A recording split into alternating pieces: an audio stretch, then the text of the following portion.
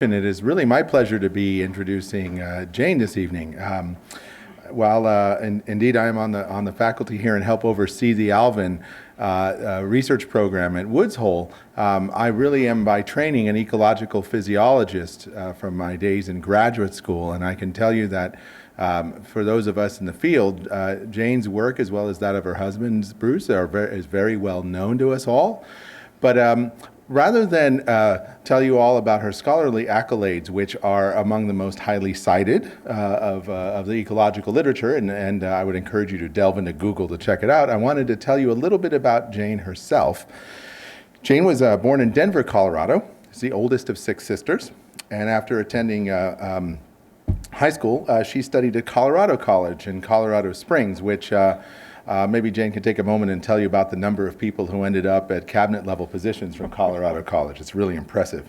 But it was a summer class in invertebrate zoology at the Marine Biological Labs in Woods Hole that really captured her attention and sparked her interest in marine science and research.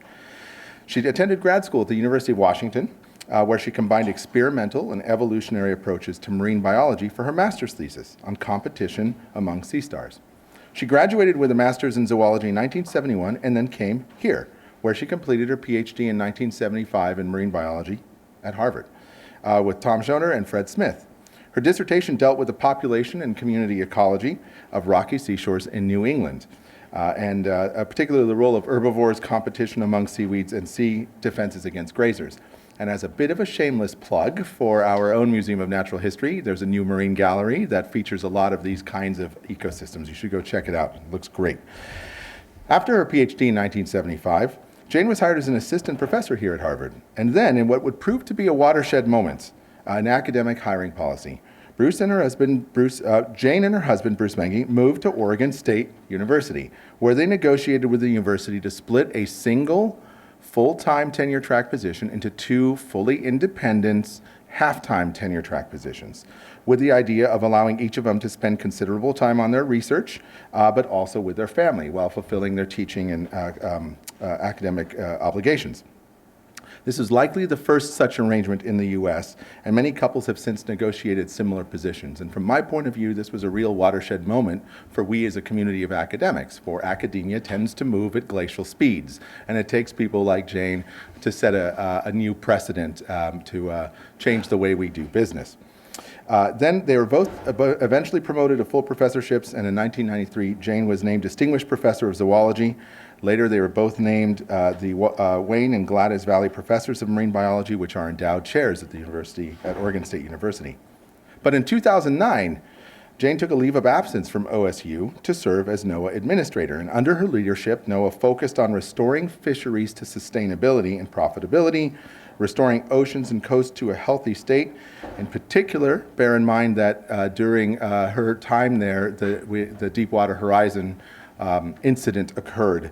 Jane also worked to ensure continuity of the nation's weather and other environmental satellites. And there are some classic stories, by the way, about comments that Jane heard from our leadership on the Hill there about, well, why do we need weather satellites? I get my weather from the Weather Channel, right? Which, of course, gets its weather from satellites.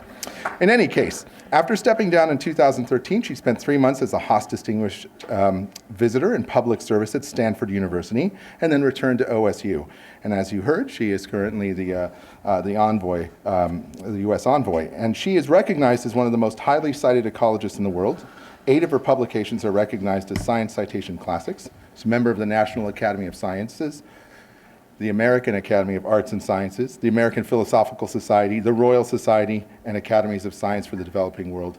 She has received numerous awards, including a MacArthur Genius Award, 19 honorary doctorates, the Heinz Award for the Environment, and AAAS's Public Understanding of Science and Technology. This list goes on.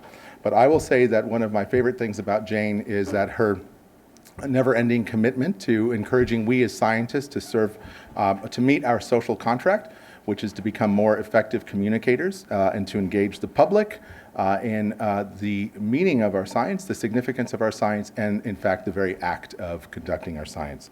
So it's truly a great honor to have Jane here, and without any further ado, Jane Lubchenco. Good evening, everybody. Are you out there? Good evening. Pete, thank you for that really lovely introduction. I appreciate it very, very much. And I am so delighted to see you all here tonight. I'm, as Pete mentioned, a Colorado native, and so snow is really no big deal to me. But I know that for those of you who are driving, not just walking like I am, that's a bit more of a hassle. So thank you for making the effort to be here. It's my pleasure tonight to really focus attention on the ocean and some of the major changes that are underway. But I want to focus more specifically on the ways in which science is actually changing the way we understand, think about oceans, and how we think about policy and management. So this is very much not just about nerdy science, but science that's cool but also relevant to societal challenges. And this is not just about science in the academic ivory tower, just scientists talking to one another. It's scientists engaging with fishermen, with the industry, with decision makers, managers, others, to understand, exchange information, and effect meaningful changes. So it's very much in the spirit that Pete was mentioning of scientists engaging with society. I want to start with a focus. Can you hear me if I'm just using this lav mic? Yes, okay. So I want to start with a focus which might be obvious to many of you, but why should we even care about the ocean to begin with? And then segue to a lot of what you typically hear about oceans, which is doom and gloom. Bad things are happening. There are new challenges. And then I want to focus on some reasons that give us hope. What are some successes that we are seeing? Are we able to turn things around? And then talk about the path forward. How do we scale up those successes? And what does that actually look like? So that's sort of the arc of my remarks to you. Let's dive in right away with why do we care about the ocean. Many of you may care about it for very personal reasons, but marine ecosystems, be they any of these different types of ones that you see here, provide a wealth of benefits for people. In addition to being important in and of themselves, and if you care about wildlife, that's important to you, but they also provide multiple benefits. Seafood that people either love to eat or depend on for their primary source of protein, oxygen that we breathe, medicines, fuel. Ocean plays a key role in climate regulation, regulating diseases and pest outbreaks, protection of shores that's afforded by coral reefs or mangroves in absorbing the power of tsunamis or the power of coastal storms and protecting the people and habitats inland, but also just for cultural and spiritual values and nutrient cycling. So for a wide variety of reasons, the ocean ecosystems are really, really important to people. The challenge is that as we do things on land and in the ocean, we are modifying those ecosystems in some very dramatic ways. Overfishing is certainly one of those, but habitat loss, either by destroying habitats or converting wetlands to airports or shopping centers, pollution, and that is chemical pollution as well as nutrient pollution, too much nitrogen flowing off the land, or plastic pollution. All of those together are interacting and depleting and disrupting ocean ecosystems. And that threatens all of those benefits that I just talked about. So this is very much what many people are focusing on. The overfishing, the increased disease outbreaks, coral bleaching, all of those things that you often hear grabbing headlines. This is very much the doom and gloom story that we hear so much in oceans. And it is not an exaggeration. There are very real, serious problems that are out there. The question is, can we tackle them? Can we do something about it? What does that look like? If those weren't enough, we have the overlay of climate change and ocean acidification, making it even more difficult to turn things around. It's hard enough to manage fisheries. If we have waters warming and becoming more acidic, that makes it even more challenging. And we really do live in what scientists call a no analog world. This is a very different world from ones that have existed in the past. And therefore, we can't just fix things to be the way they should have been a decade ago or a century ago. We have to fix them for the world that's going to be tomorrow, and we don't know exactly what that looks like. So there are huge challenges in doing that. So the grand challenge that I see for science is to help understand and engage with society in ways that are saying, okay, given all these changes that are out there, how do we meet the basic needs of people while also restoring the ecosystems that provide those wealth of benefits? And we've talked just about the ocean benefits, but there are lots of benefits that we depend on from the land as well. So big, big challenges to science, to the scientific community. In addition to scientists focusing on those challenges, policymakers are doing so as well. And the United Nations last September adopted its next set of big overarching goals for the international community. These are called the Sustainable Development Goals. And they are what will chart the course for international policy for the next 15 years.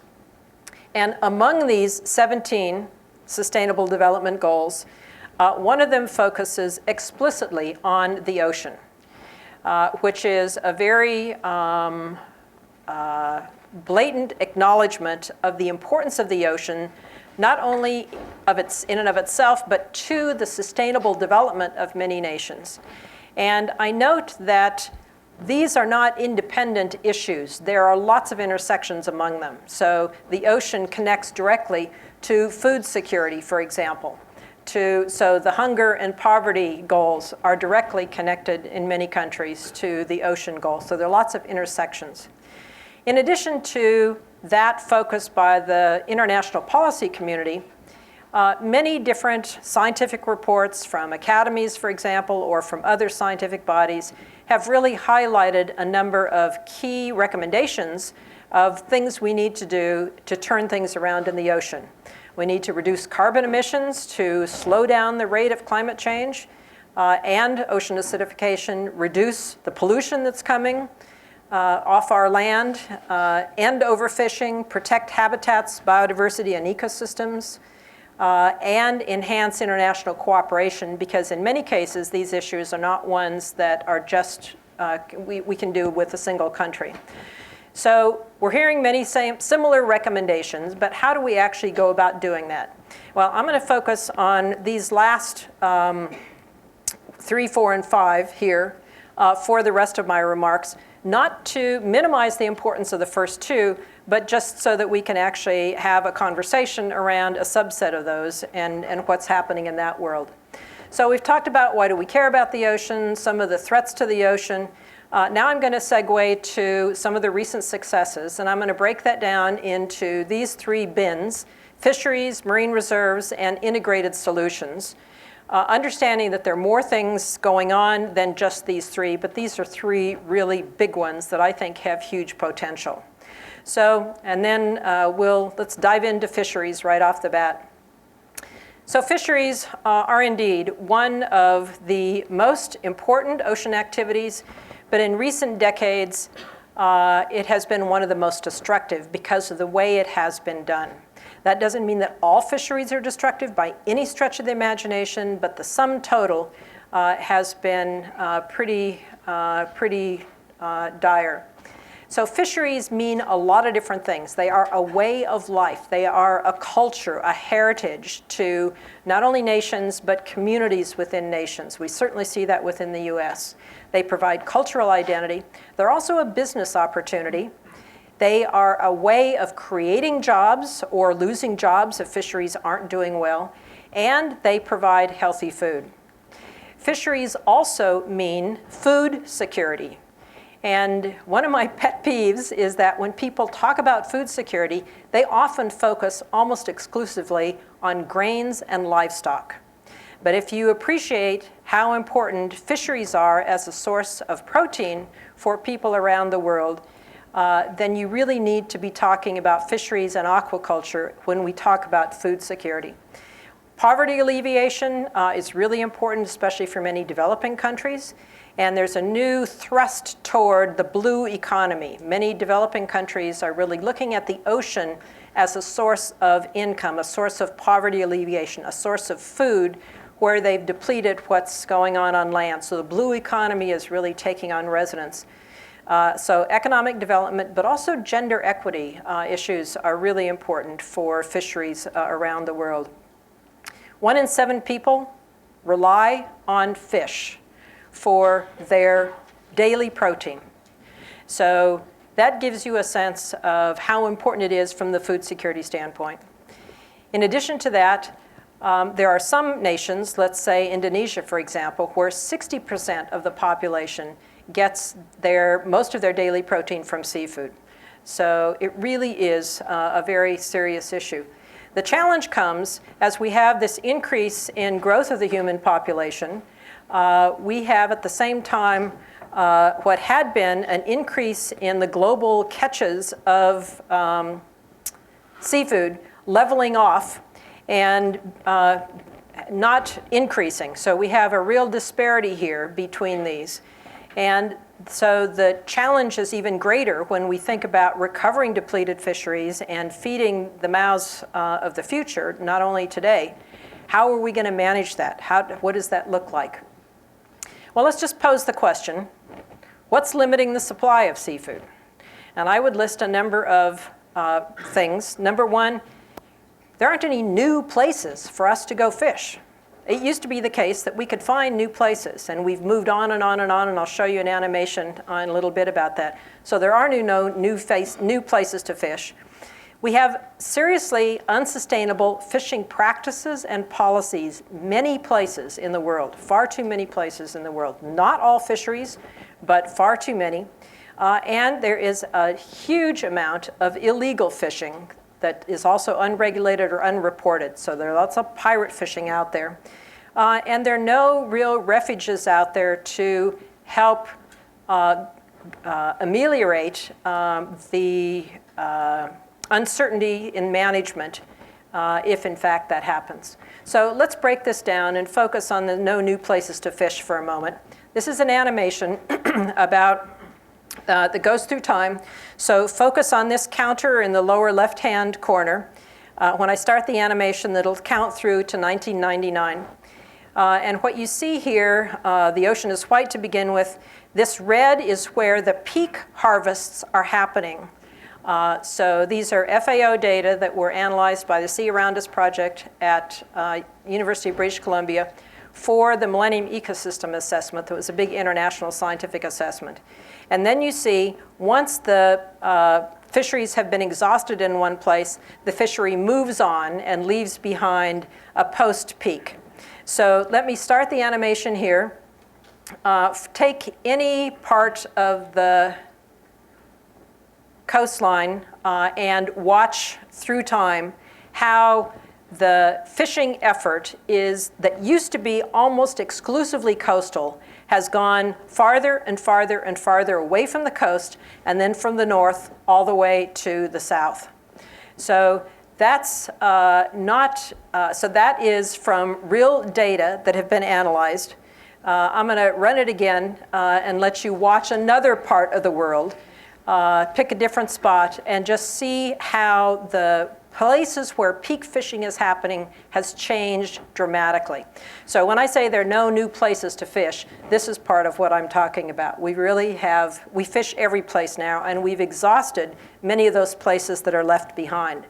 Some of the places that have left behind have recovered and are doing better. Others are not. So the pink that's there gives a mixed signal.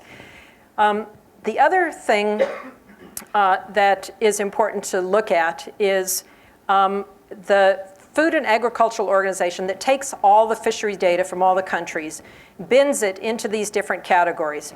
Developing fisheries, fisheries that are fully exploited, fisheries that are overexploited, so that's overfishing, or ones that have completely collapsed, and then way down here, rebuilding.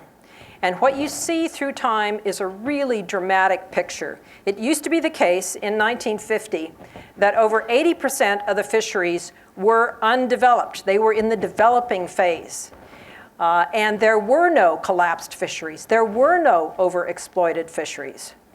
By the 2000s, by this, just a decade ago, we had a very different picture where very few unexploited stocks remained, fully exploited in many places, but lots of overexploitation, lots of collapse. Now, so in a very few decades, we have gone from most of the ocean being full of bounty to having a serious depletion in much of the ocean. The good news is part of this rebuilding that is happening down here, and that's what I want to focus on and understand what's happening there. So many would say this is a hopeless situation. We have just exhausted the ocean. We need to find different sources of seafood. And many, especially in developing countries, are fishing harder and harder and have fewer and fewer returns. And the question is it really hopeless? And I would assert to you that no, it isn't. The tide is really turning. We are seeing some real innovations in fishery science, in ecological science, in fishery policy that is beginning to turn this around. And the language for that, I think, is fishing smarter, not harder. And it might seem like a contradiction, but people are showing the benefits of actually recovering depleted fisheries and then being able to fish them at a higher level, while also leaving more fish in the ocean because they play a key role in ocean ecosystems. So what's limiting the supply of seafood? We talked about no more new places. Let's focus on the unsustainable practices and policies. There are two types of fishery management in general. One is what is typical in many places around the world, which is called a common pool fishery. So all the fishermen are in a fishery. They fish, at the beginning of the season, the gun goes off and everybody goes out and they fish as hard as they can, catch as much as they can until the quota for the whole fishery is reached. That's often called a race to fish. There is also rights-based fishery management. Goes by many different names. ITQs, transferable quotas, fishing concessions, catch shares are some of the language. And in those situations, a dedicated share of the fishery is allocated to individuals, to communities, to groups, and there's a scientifically determined total catch, and each entity can catch their quota until they have, and they can fish until they catch their quota, and then they stop fishing for the season. And so they're directly accountable for stopping. And that completely changes the dynamics of fishing and has resulted in many cases for fisheries that are appropriate for that kind of approach and for rights-based programs that are appropriately designed. They can be transformative in terms of aligning short and long-term incentives for fishermen, allowing them to have more control over what they're doing and be more responsible about it, but also be economically rewarded when the fishery is doing well. And so it completely changes those dynamics. There was a really important paper that was published in the scientific literature in the journal Science in 2008 by Costello and his colleagues. And they analyzed global fisheries and said, does it matter whether fisheries are managed with this common pool or with these rights-based approaches?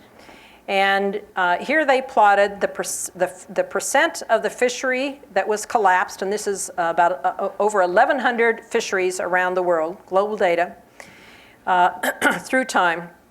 And they looked at the red line, which are the fisheries that did not have rights-based management. So these are just common pool fisheries. And as you can see, through time, more and more of them are collapsing. The use of rights-based fisheries began in the 70s, didn't really take off, and then there was quite a significant increase in the 80s and 90s. And the purple line shows those fisheries that were initially common pool fisheries down here, and then they were switched over to a type of rights-based fishery, in this case an ITQ. And the pattern for those fisheries is clearly very different from the pattern of the common pool fisheries. So this got a lot of people's attention, and people said, well, gee, maybe we need to rethink how we're managing fisheries. And the United States, who is important as a fishing nation because we produce the fourth, we're the largest producer, the fourth largest producer of fish, but we also are the third importer globally. And in 2006, there were very significant policy changes made to the way the US manages fisheries. Congress passed a law that completely made, essentially it was a very strong mandate to end overfishing. It didn't just say we should be good and balance use and conserve. It actually requires ending of overfishing in every single one of the federally managed fisheries in the US. Not an easy thing to do, but it said you will do it, and this was directing NOAA and the fishery management councils. So this legislation in 2006 mandated an end to overfishing, science-based teeth and timetables. So it's not discretionary, you have to end overfishing. And it allowed rights-based approaches, which had been experimented with before in the US, but there was a moratorium on them. It said, okay, it's all right to use rights-based approaches, which give fishermen a voice and a stake in the future. So that change in policy, those two things, resulted in a whole series of changes in the way fisheries in the US are managed. And I want to show you some data that compare the year 2000 with the year 2014. The number of overfished stocks in US federal fisheries, US federal waters, 92 in the year 2000. After these policy reforms and after the adoption of some of these rights-based programs, in 2014, which is the last year for which the data are available, we are down to 37. So to cut by about a third the number of overfished stocks is pretty impressive progress. Even more impressive to me is the number of rebuilt stocks, which in the year 2000 was 0. And by the year 2014, there were 37 stocks that had been that had collapsed, that had been depleted so that they could not be fished. And then they are rebuilt to the point that they can now be fished again. So that's pretty remarkable. And most of this increase, most of the, sorry about that, I'm pushing the wrong button. Most of the decrease in overfished stocks and the increase in rebuilt stocks has been within the last few years. So the first few years didn't show a lot of progress, and then more and more as time goes on.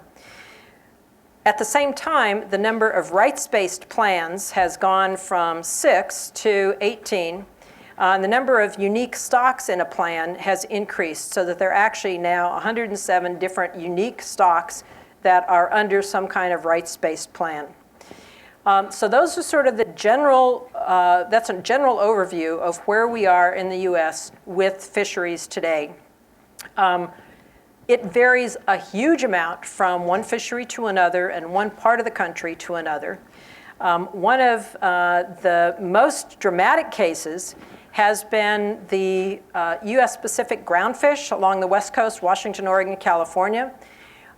This was a fishery that was in such bad straits, it was completely shut down and declared a federal fishery disaster in the year 2000. So economically, devastating to the fishermen, ecological collapse, it was really bad news.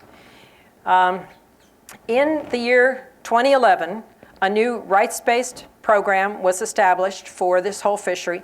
It had been quite a few years in the making. The fishermen were leading the charge with the design of this program. There was a lot of science that was brought in to help inform it. NOAA, I was at NOAA at the time, and NOAA had a policy that helped guide figuring out how to do these programs. And that, in fact, has had a transformative impact on this particular fishery. One of the biggest problems with the fishery was some of the accidental catch. There were a number of endangered species that were being caught. That has plummeted by 2/3. The fishery now is deemed a very sustainable fishery. Outside certifiers that focus on sustainable fisheries, the Marine Stewardship Council says that 13 of the species of groundfish are now certified, and 40 species of the groundfish are said to be the best choice or good alternative according to the Monterey Bay Aquarium's Seafood Watch program. So 2 different independent certifiers are saying this is a great fishery now, when in fact it had been in collapse. Another fishery that has been transformed by the new both mandates and the adoption of these rights-based programs has been the Gulf of Mexico red snapper commercial fishery. It was also on the brink of collapse. In 2007, a new rights-based program of management started, and it has just completely flipped this fishery.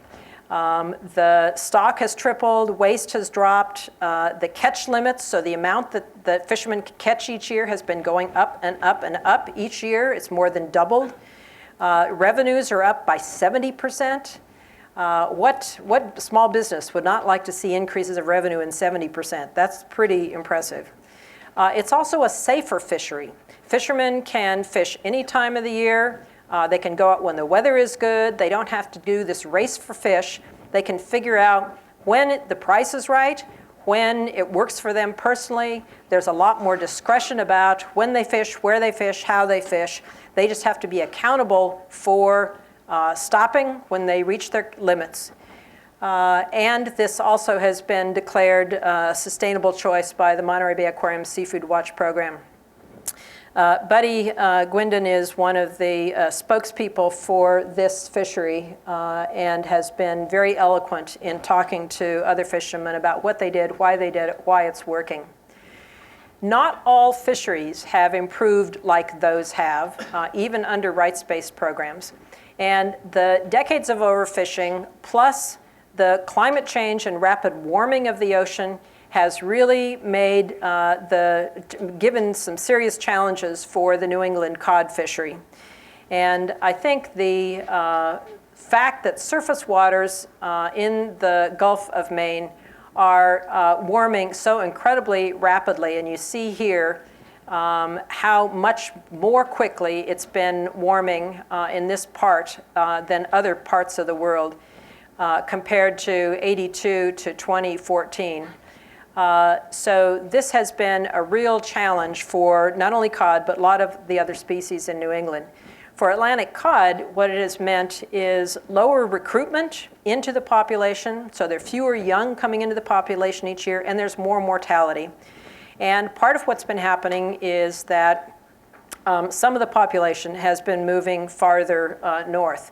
That's true for other species in New England as well. Black sea bass and the lobster are also moving northward. Here you see latitude through time, so they're definitely heading north. And this is typical of what's happening to a lot of fisheries around the world. They're moving poleward and they're moving deeper as surface waters are warming. And this presents some real challenges to managing fisheries. NOAA has responded recently by a new policy about incorporating climate change now into fishery management policies to prevent some of the problems that we've seen with cod in New England. And it will continue to be a significant challenge to fishermen, to managers, as we deal with uncertain conditions. So just to remind you that the dramatic successes that we've seen in many, but not all, fisheries in the US have been directly attributable to those really strong mandates to end overfishing passed by Congress, and the use of good science, but also the use of these rights-based programs. And many of the fisheries that have turned around have been those programs.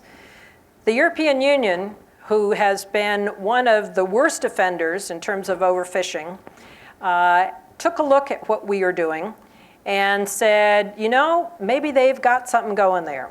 And there was a very courageous European Commissioner for Maritime Affairs and Fisheries, whose name was Maria Damanaki. She was Greek. And when she was at the EU, the same time that I was at NOAA, we worked very closely together. And the EU, under her leadership, in 2013, passed the same kind of fishery reform that we did in 26 that said we will end overfishing, and we're going to have regional councils like the US has to make sure that we're doing regionally tailored approaches involving fishermen, and we're going to allow rights-based approaches where they are appropriate for the fishery. The jury's still out on this. They've passed the legislation, but they still have to implement it, and that's not an easy thing to do. It's an ongoing process in the US. It will be an ongoing process in Europe for a number of years.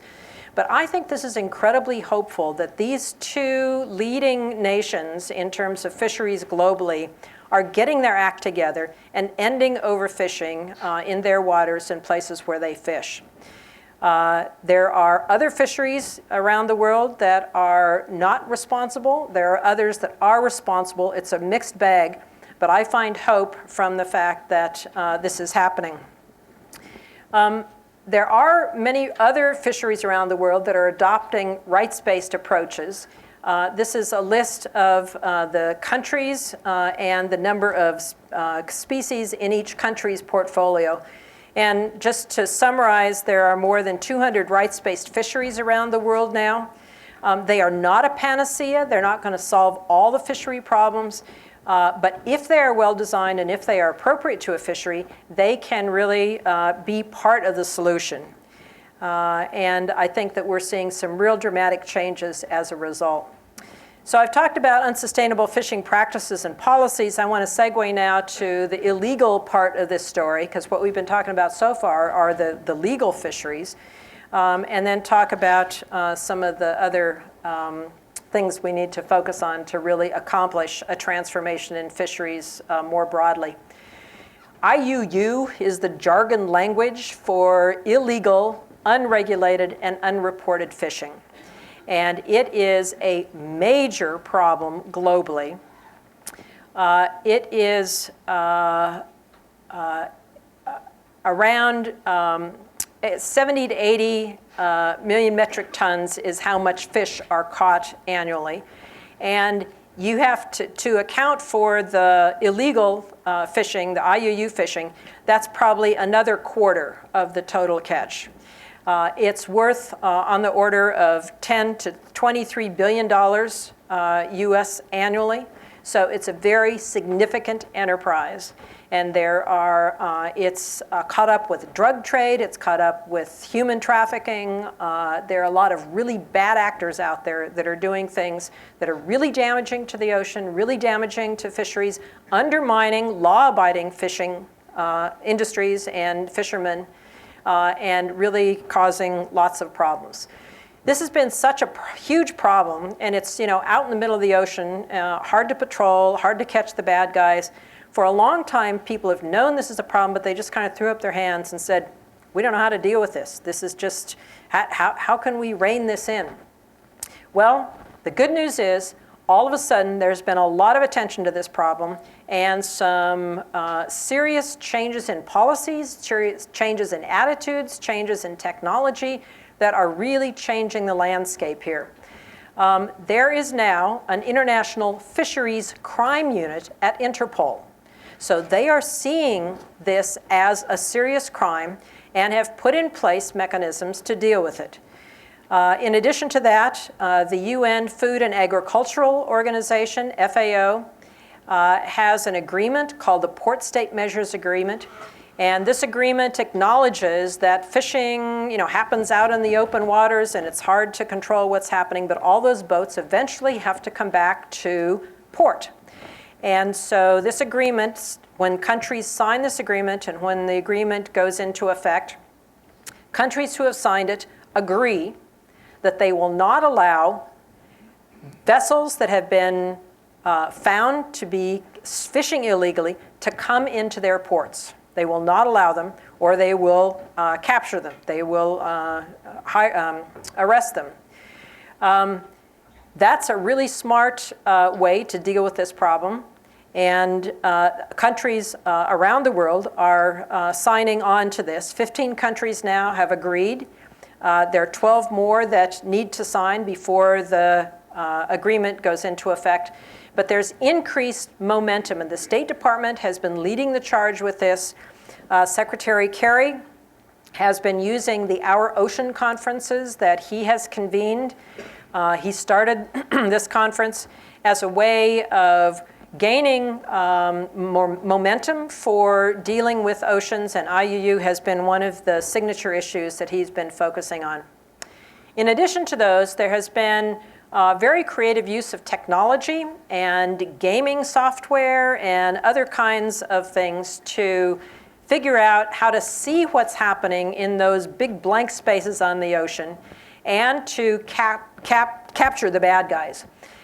So there are two programs. There's the Virtual Watchroom and Eyes on the Sea that are programs that are a collaboration between Pew Charitable Trusts and UK Catapult satellite systems. And Global Fishing Watch is a program of Oceana and SkyTruth and Google. So these are sort of two different groups that have been working on how do we use all the satellites that are out there, how do we use the kind of information we're getting from them to see what vessels are doing, catch the bad guys, and then direct a fishing enforcement vessel to go capture them or not let them come into port. So very significant effort. Still a long ways to go before we solve the problem, but there is increased political will, increased use of science and technology, increased public awareness that this is really worth doing. So in summary, for the fishing part of this, we're really seeing a transformation in fishing from fishing smarter, not harder. And it includes more holistic science, combining ecology with economics, with physical oceanography, having science-based limits for the fisheries, having teeth and timetables, so it's not just an aspiration that we're going to end overfishing. We actually are serious about it. There's a timetable. There are consequences. If you overfish one year, you have to underfish the next year. Empowered fishermen and communities is a really key part of this, so the fishermen are engaged, they're part of the solution, and international cooperation is all helping to move this along. So with the fishing story, we've really moved from a doom and gloom to something that's a lot more hopeful. We're not there yet, but there is increased momentum in this direction. There's some real tough problems yet to solve, but I am much more encouraged than I was a decade ago. So we've talked about fisheries. I want to now segue to a special type of marine protected areas called marine reserves and focus on what's going on in that world, if my clicker will respond. So marine reserves are a special type of marine protected area. They specifically protect an area from any kind of extractive or destructive activity. So no fishing is allowed, no drilling for oil and gas, no mining, no dumping, no extractive activities. And they are another really important path to recovering overfished ecosystems and protecting biodiversity that is so key. We've seen some remarkable changes with respect to marine protected areas, but in particular, this type called marine reserves, the no-take areas. What we know from a scientific standpoint is that when you set up an area that is fully protected, things change inside dramatically, by and large. Around the world, you get average increases in biomass of over 400%. So lots more stuff inside these areas, whether they're in the temperate areas or tropics, whether they're large or small. This is the average pattern. Lots of scatter, mind you, but a significant average increase. You get an increase in density, you get increases in size of the organisms, and you get an increase in diversity. 21% increase in diversity is pretty darn significant. So global averages for those, things happen inside, and much of that bounty spills to the outside and can be benefiting not just the area that's protected, but outside. One of the most important aspects of having protected areas like this is allowing fish or invertebrates to get big. And that's important because it's the big ones that are so powerful from the standpoint of making lots of young. This comparison is for vermilion rockfish. Yes, vermilion rockfish. So this is one that's off the coast of the west coast where I live. This is vermilion rockfish that's a little over 14 inches. This size rockfish makes 150,000 young. Each one of these fishes, it represents 100,000 young that it makes. So this size, 14-incher, makes about 150,000 young. If you let this 14-incher grow to be almost 24 inches, it produces 1.7 million young. So letting fish get bigger, letting lobster, letting crab, letting shrimp get bigger, they make lots more young. And so this is one of the best ways we have, protected areas, is one of the best ways we have to protect those, what the fishermen call boffs, big old fat female fish, boffs. And fishermen know how important they are, and they are really the future of the fishery. So that's one of the important things they do, and that's been well documented scientifically. The other thing that we're learning from a lot of studies of marine reserves around the world is that they enable an area to be more resilient to environmental changes. There's less bleaching, even though the water temperature might be the same. They recover faster from bleaching and other kinds of resilience that is being documented. That's particularly true of very large ones. So this compelling scientific evidence has really resulted in a recent flurry of activity, not just the scientific evidence, but the increased awareness about oceans and the need to protect them, more focus on stewardship, more focus on countries taking responsibility for what happens in their EEZs. And in just 2015, we saw a whole slew of announcements, many of which were made at the Our Ocean Conference that Secretary Kerry hosted initially and then was in Chile last fall. Palau has now set aside fully 83% of its exclusive economic zone in no-take areas. That just blew everybody away. That's incredible. Chile now has 24% of its EEZ. Once the Easter Island Marine Park goes into effect. The UK now has 20, almost 22%. New Zealand has 15. Seychelles has 30. The US, when President Obama expanded the Pacific Remote Islands in 2014, so the year before this, which sort of started a lot of this, the US now has about 15% of its EEZ is protected. So more and more countries are doing this. And Chile is particularly noteworthy because the Easter Island community, in many of these cases, the government says we're going to do this. In the case of the Easter Island Marine Park, the Rapa Nui people said, we want this. And they went to the president of Chile and to the government of Chile and said, please help us protect this. This is our heritage, this is our culture, this is our identity, this is our future. We want these areas protected. We want exclusive rights to fish in the area right around the island, but we want a donut around there to protect and be no-take by us or by anybody else.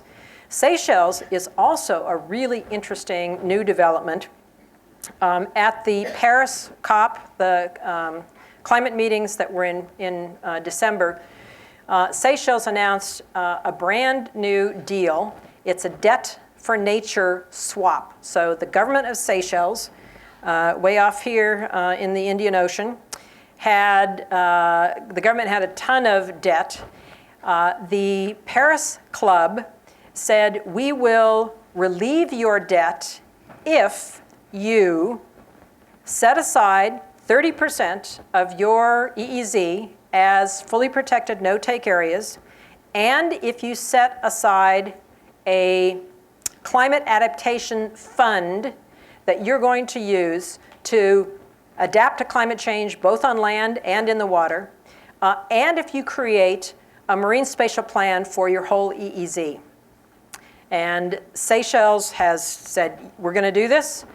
They were very much in favor of this. It was sort of a negotiated agreement that was negotiated, set in motion by the Nature Conservancy, and then negotiated between the Paris Club, some other donors, and Seychelles. So it's a real interesting new approach to relieving debt for developing countries. And there are a lot of other countries now that are looking at this and saying, whoa, this sounds like an amazing deal. How can we do the same? So if you look at the picture globally, this is the coverage of, the area coverage of marine protected areas globally. And what you see in green are all the MPAs, the fully protected MPAs. So these are no-take. These are all MPAs, so they might be lightly protected, medium, heavy, it's just all of them together. And what we've seen is very little change through time until this last decade, and all of a sudden we've had this dramatic rise in the area that is protected. We now have 3.7% of the ocean in any kind of marine protected area, and 1.9% in these fully protected areas. So pretty dramatic change in the last decade, lots of interest, lots of appetite. On the other hand, the UN has a target of 10%, and that's for any kind of marine protected areas. Scientists say we probably need between 20 and 50%, depending on your goals. If you want just to protect biodiversity, 20% is probably good. If you also want fishery enhancement, you probably need on the order of 40 to 50%. So depending on your goals, you might need different amounts. So yes, it's great that there's been an uptick in response. There's been a lot of interest, but we are a far cry from where we need to be. One of the challenges is that despite those benefits that I highlighted, fully protected areas still occupy less than 2% of the ocean. And it's, I think, important to ask, why is that?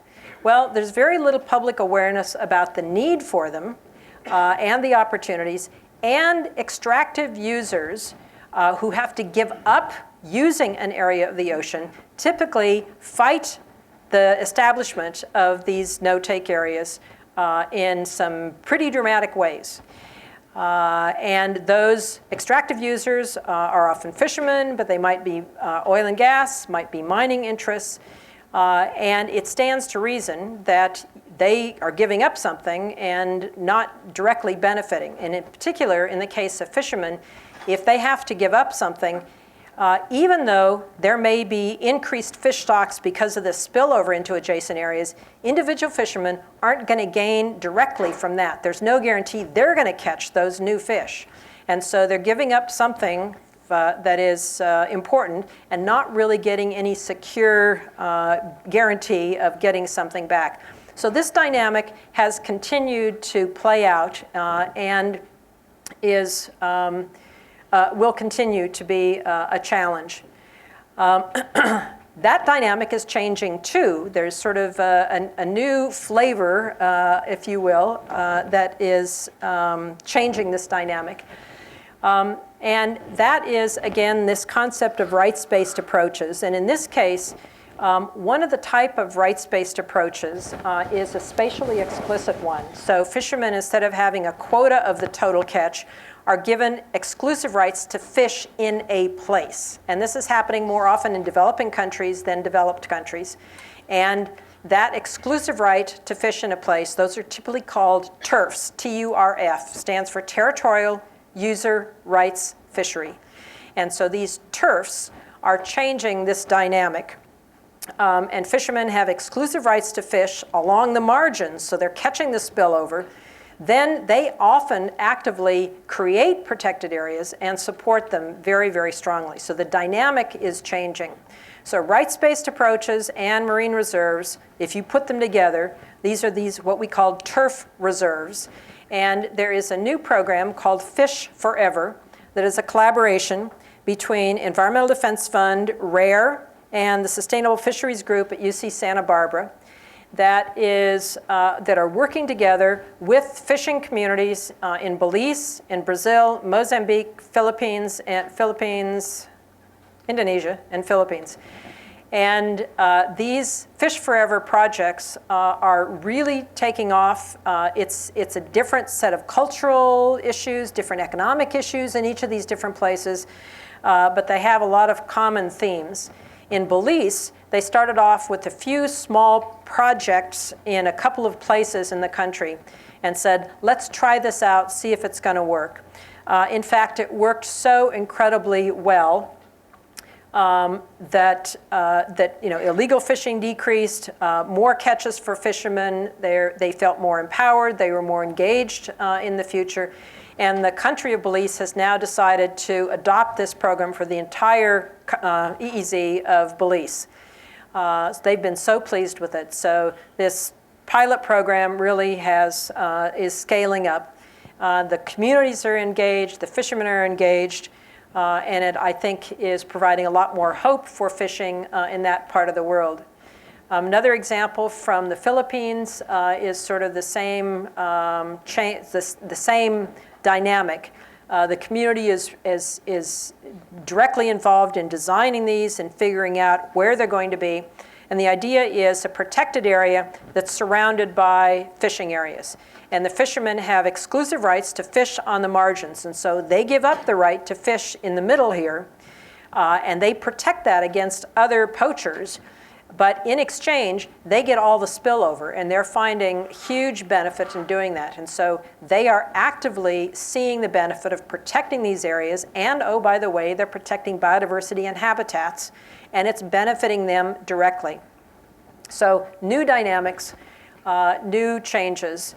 We've talked about fisheries, marine reserves, and this integrated solution of turf reserves. And I want to finish by just talking about how do we scale these up, how do we roll these together, how do we move forward. So to scale them, we need a couple of things. Greater awareness of the potential of these models, but also incentives to go down the path, doing changes like this, changing fishery management, changing how you use the space in the ocean is really hard. You're changing the status quo and you're trying to do something and it might work someplace else, but you're not sure if it's going to work there.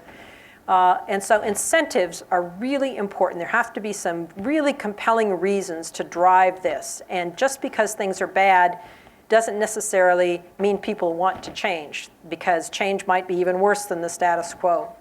So the Sustainable Fisheries Group at UC Santa Barbara and Environmental Defense Fund and some folks at University of Washington have been working on what they call the upside model. And the upside model says, hey, we know that it is possible to reform fisheries. We're seeing a lot of successes around the world. I described to you some of them from the United States, but there are lots of other successes. We know it's possible. It's hard, but it's possible. But let's take a global view. And they used FAO data from all the fisheries around the world and asked a few simple questions. Could we recover all those fisheries? How long would it take? How much would it cost? And what would be the economic benefit of being able to fish them once they were recovered? And so very basic questions. And they have run some very sophisticated models and come up with some astounding numbers. What they are finding is that you could, relative to business as usual, by 2050, you could have, if you reformed fisheries, like we know it is possible to do, you would end up with 23% more harvests per year. You would end up with over 300% increase in profits, because you're catching more fish, and you are leaving a lot more fish in the water, 112% more biomass in the water to be actively being part of those ecosystems. So really dramatic potential if, in fact, fisheries are reformed. And that might be done with turf reserves, might not. It doesn't matter. There are a lot of pathways to get there. But this is getting the attention of a lot of countries like China, who have sort of given up on wild capture fishery. Even though food security is important to them, they're pivoting to aquaculture. This says to the Chinese and to others, hey, wait a minute, rethink about recovering your fisheries, because if you want food security, if you want economic development, this is actually a good path to do that. And oh, by the way, you end up with healthier ecosystems because you have more fish in the water that are being important top predators in the system or whatever it takes. So this is getting a lot of attention. The median fishery, they said, would be able to recover in less than 10 years, given the what we know about the life histories of the species, the fish. There would be a lot more gains from rights-based fisheries than other fisheries, but the benefits outweigh the costs 10 to 1. So yes, it costs something to do it, but it's not going to take all that long, and it's going to be economically really smart. So the challenge here is to mobilize the finance to help make this transition, and to mobilize the political will and the scientific guidance. So this is actually a very exciting time in the fisheries world today. I just want to note that rebuilding fisheries, I think, could bring great benefits, but from a food security standpoint, sustainable aquaculture is also going to be really important to meeting the needs, future needs for animal protein. But in fact, there's a lot of work to be done to make aquaculture sustainable. So lots of recent advances, lots of good reasons for hope. Science-based policy reforms that are ending overfishing and recovering depleted stocks. Broader adoption and better design of rights-based management programs. Serious attention to ending IUU fishing. Creation of large no-take marine reserves. Combining rights-based approaches with no-take marine reserves, turf reserves. And the upside, big incentives to make the changes. So the hope here is that we can really accelerate this path to recovering the bounty and then use it wisely. Have more fish in the ocean, more seafood on people's plates, more profitable businesses, and healthier communities. So with that, I thank you for your attention and would be happy to answer any questions.